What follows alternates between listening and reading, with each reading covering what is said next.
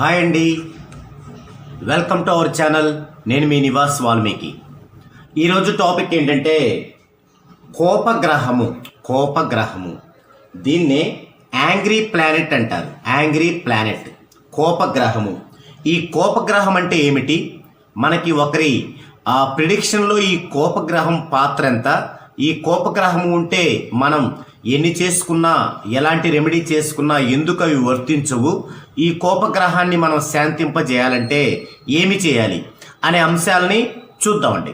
ఇది చాలా కాలం క్రితం బాగా ప్రావీణ్యంలో ఉన్నటువంటి టాపిక్. ఇప్పుడు 14 డైమెన్షన్లో కరెక్షన్ చేసుకున్న వాళ్ళకైతే అవసరం లేదు. ఇప్పటికీ ఎవరైనా 14 డైమెన్షన్స్లో కరెక్షన్ చేసుకోకుంటే మాత్రం దీన్ని కూడా మీరు ఒక కన్నేసి ఉంచాలి దీనిపై కూడా, లేదంటే అనుకోని ప్రమాదాలు తప్పనిసరిగా సంభవిస్తాయి. ఒకరి జాతకంలో వాటి స్థితిని బట్టి, అంటే గ్రహాల యొక్క స్థితిని బట్టి కొన్ని గ్రహాలు కోపగ్రహాలుగా మారతాయి. అయితే ప్రతి వ్యక్తి యొక్క ప్రిడిక్షన్ చూడటానికి ముందు ఒక జాతకానికి కోపగ్రహం ఏంటి, యాంగ్రీ ప్లానెట్ ఏంటి, అది ఈ యొక్క రాశి చక్రములో ఎక్కడ ఉంది అనే అంశాలని మనం ఖచ్చితంగా కూడా చూడాల్సినటువంటి అవసరం ఉంది. ఆ తర్వాతనే ప్రిడిక్షన్ అనేది చెప్పేవాళ్ళు గతంలో. అయితే దాన్ని మనం ఏ విధంగా గమనించవచ్చు అంటే, హానికారక రాశుల్లో ఉన్నవి కోపగ్రహాలు. ఫస్ట్ పాయింట్ ఏంటంటే, హానికారక రాశుల్లో ఉన్న వాటిని కోపగ్రహాలు అంటారు. హానికారక రాశులు అనేవి క్రితం వీడియోల్లో చెప్పుకున్నాము. ఇక రెండో విషయం వచ్చేసి, అట్టి గ్రహాల నక్షత్రాలలో, అంటే హానికారక రాశుల్లో ఉన్న కోపగ్రహాలు కదా, అట్టి గ్రహాల నక్షత్రాల్లో ఉన్నవి ఇంకా బలమైనటువంటి కోపగ్రహాలు. గ్రహాలలో ఉగ్ర స్వభావం అనేది రవి కుజులకు ఉంటుంది. రవి అంటే సూర్యుడు కుజుడుకుంటుంది. వీరిలో గనక ఒకరు హానికారక రాశి గనక హానికారక భావంలో ఉండి రెండో వారు మొదటి గ్రహం నక్షత్రాలలో ఉంటే ఆ గ్రహం చాలా పెద్ద కోపగ్రహం అవుతుంది. నెక్స్ట్ మూడో పాయింట్ ఏంటంటే, హానికారక రాశుల్లో ఎవరో లేకపోతే ఆ హానికారక రాశి యొక్క రాశి నాదుడి గ్రహమే కోపగ్రహం అవుతుంది. ఇక నాలుగో విషయం ఏంటంటే, కోపగ్రహం వచ్చే చూడబడిన వారు, కలిసిన వారు, వీళ్ళందరూ కూడా కోపగ్రహాలుగానే ఉంటారు. అయితే మొదటగా అన్ని భావాలకు మూల గ్రహాలు వేసుకోవాలి. ఆ మూల గ్రహాలని నిర్ణయిస్తేనే మనకి కోపగ్రహాన్ని డిసైడ్ చేయటం సాధ్యపడుతుంది.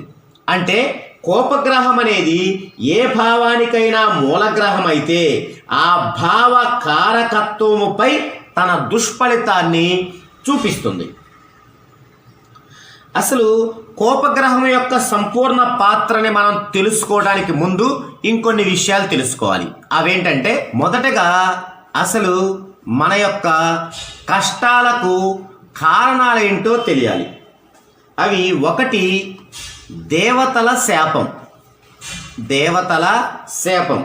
రెండు, సర్పశాపం. రెండవది సర్పశాపం. మూడవది మాతృపితృల శాపం. నాలుగవది ఆచార్య బ్రాహ్మణ శాపం. ఐదవది భూత ప్రేతముల బాధ. ఎవరికైనా కష్టాలకు ఈ 5 కారణాలు మాత్రమే ఉంటాయి. ఇప్పుడు పాపగ్రహము రవ్యాది గ్రహాల గనక వ్యయములో ఉంటే, అంటే పాపగ్రహం అనేది రవికి వ్యయములో ఉంటే, లేదా చంద్రుడికి వ్యయములో ఉంటే, ఇలా గనక ఉంటే అది దేవతా శాపం అని అర్థం. దేవతా శాపం. కోపగ్రహం సప్తమములో ఉంటే, అంటే వివాహ స్థానములో ఉంటే, అప్పుడు దానికి రెమెడీగా గతములో ఏం చేసేవారంటే, దైవ సాన్నిధ్యములో దైవ నృత్యాన్ని చేయించేవాళ్ళు. అప్పట్లో నృత్యాలు చేసేవాళ్ళు ఉండేవాళ్ళు. ఇక రవి కుజుల రాసుల్లో గనక ఉంటే ఈ కోపగ్రహం అంటే రవి రాశి అయినటువంటి సింహము, అలాగే కుజుడు రాశి అయినటువంటి మేషము, వృశ్చికములలో ఉంటే దీపారాధన చేస్తే ఒక 3 నెలలు 6 నెలలు అట్లా దీపారాధన చేస్తే సరిపోయేది. చంద్ర శుక్రుల రాసుల్లో ఉంటే, చంద్రుడు రాశి అంటే కర్కాటకం, శుక్రుడు రాశి అంటే వృషభం మరియు తుల, వీటిలో కనుకుంటే పాలు పాయసము చేసి దేవుడికి నైవేద్యం పెడితే సరిపోయేది. అలాగే బుధుని రాసుల్లో ఉంటే, బుధుని రాసులంటే మిథునం, కన్య, వీటిల్లో ఉంటే దేవతా విగ్రహానికి గంధం పూసి సేవ చేయాలి. అది 1 సంవత్సరం 2 సంవత్సరాలు 3 సంవత్సరాలు చేయాలి. అదేవిధంగా గురుని రాసుల్లో ఉంటే, గురుని రాసులు ఏంటివి? మేనం, ధనస్సు, మీనం, వీటిలో ఉంటే పూలదండలని పవిత్ర పుష్పాలు వేసి భగవంతుణ్ణి పూజించాలి. మరి ఇక్కడ పవిత్ర పుష్పాలంటే ఏమిటి? 1 మాలతి, 2 దేవకాంచనం, 3 నందివర్ధనం, 4 నాగమల్లె, 5 జాజి, 6 మందారం. ఈ 6ంటిని మనం పవిత్ర పుష్పాలు అంటాం. మాలతి, దేవకాంచనం, నందివర్ధనం, నాగమల్లె, జాజి, మందారం. కోపగ్రహం గనక శని రాసుల్లో ఉంటే, శని రాశులంటే మకరం, కుంభం, వీటిల్లో ఉంటే ఆభరణాలు కానీ వస్త్రాలు కానీ ఇవ్వాలి దేవుడికి. అంటే గతంలో బంగారపు ఆభరణాలు ఇచ్చేవాళ్ళు, ఇప్పుడు అది సాధ్యపడదు కాబట్టి కనీసం వస్త్రాలు ఇవ్వాలి.